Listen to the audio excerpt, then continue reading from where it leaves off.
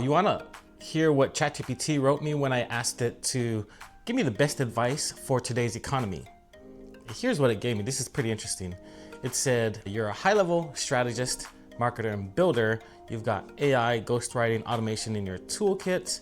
You're growing multiple businesses, raising a family, and you're trying to make every move count. Here's the best advice. Sell painkillers. Very cool. Sell painkillers, not vitamins.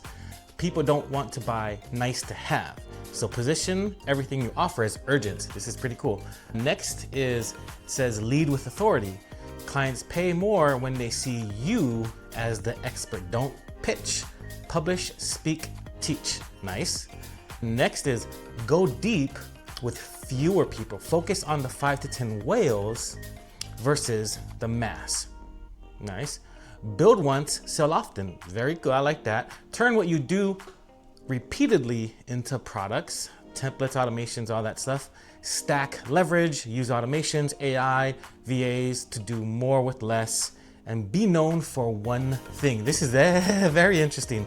Be known for one thing. Right now, the biggest clarity you need is what problem do I solve better than anyone else? Build your public brand around that one thing. This is pretty interesting because GPT is advising me to do these things. I want to advise you to do the same thing as well. However, focus on this idea of be known for one thing, because chances are you have so many different skill sets, so many different interests, and your knowledge base is varied, right? Because of the many different things you've gone through in your life. But choose one thing, go really deep. It said deep with people, but also go deep with yourself. Find out what that uniqueness is, and then really push that out. And then you can go deeper with that pocket of people. It's real interesting to be reminded of all the different phases in my life when I went to Europe and traveled all across Europe teaching baseball for Major League Baseball.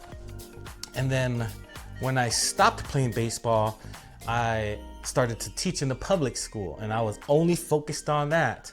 And it two different extremes, right? One is sports, and then one is education on the other side. And then I jumped into ministry, traveled the country numerous times for several years, and that was very different. Now, I call this thing my pocket gang in terms of the people that played a certain part in that phase of my life.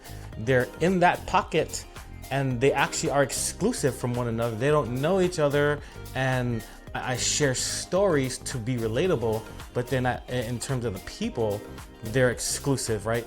I think about that, and it was helpful at the moment. However, now, I think I would have, if I were to do it again, I would do this differently, is I would embrace the totality of who I am, and then really hone in on that one skill set. When I look at those times in my life, I think the biggest skill set that I have and the uniqueness that I have is in my ability to champion and encourage and really pour into others as if I am the Scottie Pippen, right? Michael Jordan, Scottie Pippen. Michael Jordan won 0 championships when he was on his own, but then with Scottie, he won all 6. So same thing with, I'm reminded of the Apostle Peter and the Apostle Paul with Jesus. How Peter was his 2IC, his second in command. And then Paul eventually became that second in command for expanding the church. No matter where you are in life, whether you have God as your primary, or if you're not a believer, the universe and all that stuff, but there is a driving force, you can always play that support role, right? And then really do the best you can. So that's my uniqueness. So that's the one thing I'm focusing on. And as I historically reflect back in my life is I'm a champion. I love to support people. I love to connect people. I love to do all that stuff. So what is your thing? What is your one thing that you can focus on?